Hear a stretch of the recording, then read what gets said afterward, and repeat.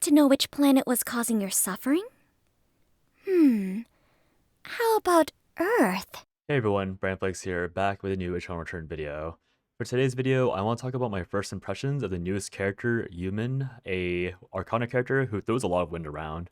Full disclosure, if you hear a lot of background noise, it's because I'm recording this video in the middle of the day. Usually I record later at night, but I'm finding there's a lot of random noises, so I've done a bunch of retakes because of random honking and alarms, and I'm probably not going to retake it again if this one goes well, so full disclosure if you hear that in the background. Anyways, as you expect from any first impression videos for a character, I'll be going over human skills, routes, upgrades, combos, strengths, and weaknesses, as well as general gameplay. And if you want to skip to where you care about, feel free to do so. I'll be talking about his skills first, so if you know what he does, again, feel free to skip this section. And if you don't know what his skills do, I'll try my best to explain them. But honestly, I would really recommend you guys go into the practice tool and just cast them a few times because they do have a lot of interactions and it's kind of hard to explain them all in a very succinct way. So I'll still try and do that, but there'll be details I miss probably. And yeah, if you want the full understanding, go into practice tool. So Human's passive is going to be a wind zone. This wind zone is dropped when you use your E, and this wind zone will give you the ability to cast either an empowered Q or an empowered W, and while it exists and you're on top of it, it gives you a 10% movement speed buff. His E is going to be what drops the wind zone. It is going to be a targeted dash that can go over walls. It goes pretty far, and when you land, your character or human will seek out enemies within a 5-meter radius and send out up to 3 projectiles that will prioritize enemy characters. His E is a fixed cooldown skill, so that means cooldown reduction does not make it lower, but dealing damage with your basic abilities or ultimate ability will drop that cooldown. So that includes his Q, W, E, and R, but excludes stuff like Arcana weapon skill, attack skills, or any item effects. So his E also has a bit of an interesting reduction with all of his skills. Essentially, besides E itself, every skill will only count the cooldown reduction once per hit. So even if you hit like an infinite amount of mobs with his Q, you'll only get -1 second per projectile, but his E will give you up to -3 if there are 3 targets hit. So his Q is going to be a targeted line skill shot that does pierce. It's going to be very similar to Lenore and IAW, except unlike those, it will continue casting from where you cast it. It will not follow your character model. And it shoots 3 projectiles again, so you can get up to -3 seconds on his E with that. The empowered version of his Q is going to be the same line skill shot, except this time it will explode on a target hit or at the very end of the skill shot. And interesting enough, I didn't notice this when I was playing, but this skill shot will actually magnetize to the targeted hits. And so even if you hit it and you're like aiming one way, if it touches somebody, the circle that will be produced afterwards will be centered on the thing it hit. And I guess I skipped the part where I talked about the actual explosion. So the explosion will drop a wind field, not a wind zone, but just like a random AoE that will linger for up to 4 hits. These 4 hits will all reduce your E cooldown once if it hits a target. So even if you hit like 15 things in that one enhanced Q, you'll only get -4 cooldown overall if they stay in it. His W is going to be a cone skill shot, very skinny at the entrance, and I don't think there's actually like a melee proximity. I think on top of him directly and the cone is where the hitbox is, which is really important for things I'll explain why in the weaknesses section. So if you hit the unempowered version, if you hit it, it'll just deal damage and slow the enemy, but the empowered version will actually knock back the enemy a pretty wide or a pretty long distance. The W is a little weird because it's not a straight backwards knockback. It seems to be based on where you hit them within the cone. So just be aware of that if someone's on the side of the cone, I think at least. And then his ultimate is going to be a massive circle that you drop. It takes a while to cast, but once it casts, it'll deal damage and slow the enemies. And then after 1 second, it will deal another burst of AoE, and this time it'll do a knockup as well. And this will do up to -2 seconds on his E if you hit somebody. His skills, again, his Q and W will be empowered, but his E and R are not empowered by his passive. I also forgot his passive does give you a shield when you consume it with a basic ability with his Q or W. So hopefully that made sense. Let me know if that was a little too rambly. But with that all said, there are a lot of human routes right now, and I think all of them feel quite bad to run just because he's very, very popular at this exact moment in time in norms.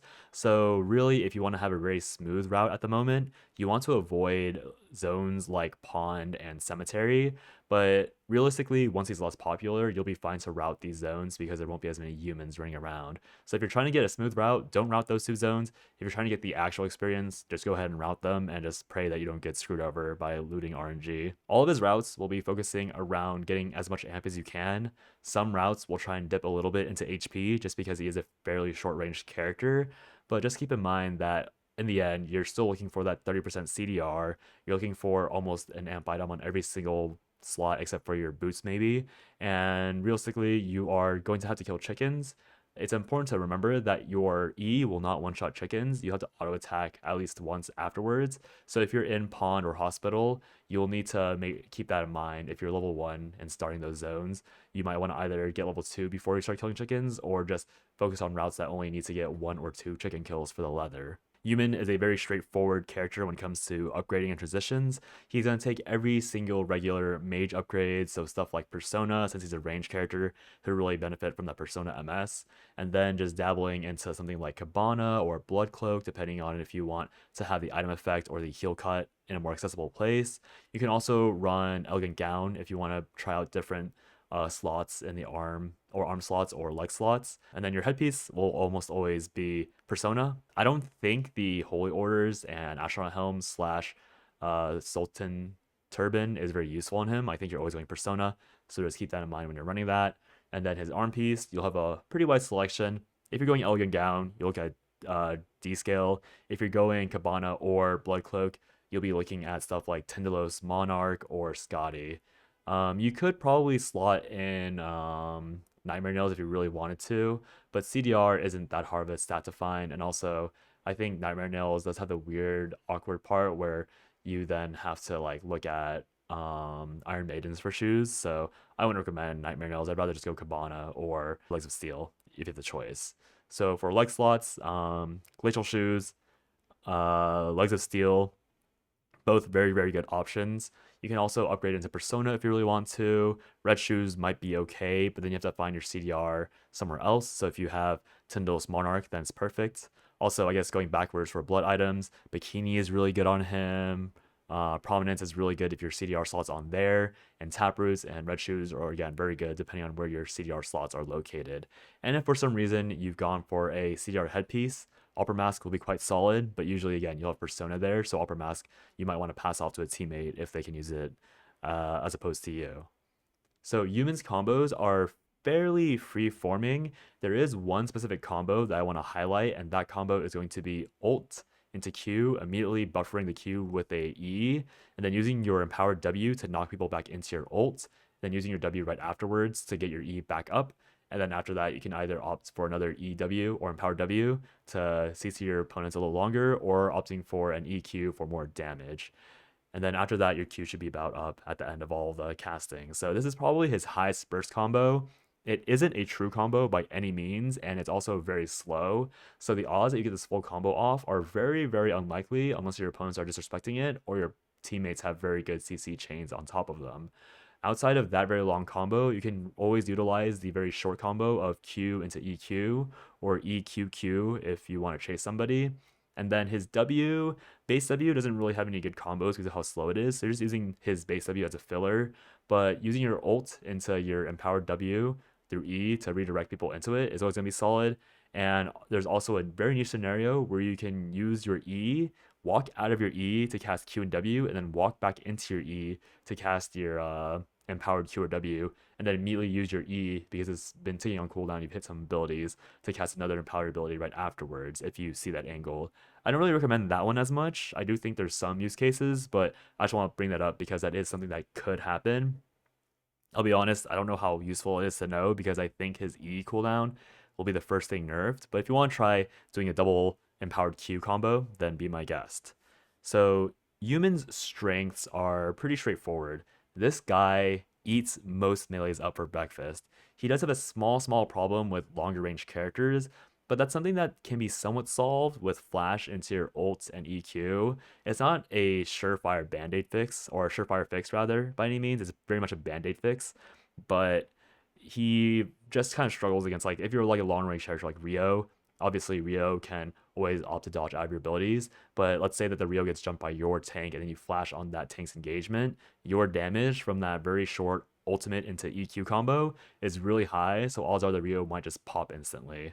So stuff like Hyungwoo, if you're playing against Hyungwoo, Magnus, like Debbie Marlene, these characters are all very melee. Well, Debbie Marlene not so much, but these melee characters that really need to try and stick on you, you can kite very easily by constantly running backwards and using your EW over and over again.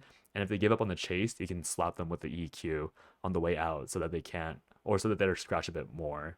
His damage isn't really that high per se, but his kiting is amazing.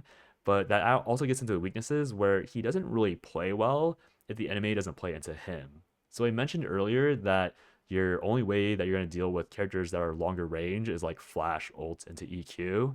And that's a pretty big deal because some characters just never have to engage into you. And if they aren't engaging into you, then what you're really just doing is throwing EQs out. And your poke in that scenario is pretty poor if the enemy just walks right out of it. So what you really want in a team is a character that either keeps them in place for you, so someone like 11 that can hold them in place while you cast your combo after catching up, or you just want to have characters that also poke with you so that the enemy team has to engage on top of you so that you can get your game plan out. He is pretty fragile. He has some of the weakest base stats in the game, and that's supposed to be mitigated by his passive giving you a pretty big shield.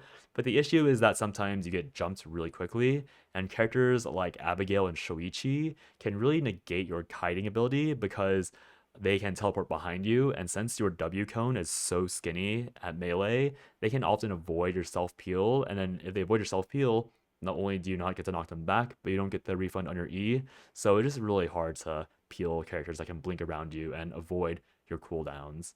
His abilities are also quite slow animation wise, so the higher up you go in skill and the more that players respect your abilities, the harder you might find it to hit your abilities on high priority targets. So his effectiveness might drop off really quickly once you're playing against like players that have a lot of respect for the things you do. Of course, that all being said, that is kind of true for most characters. So you can still play around your team CC or try and mind game them around bushes and corners.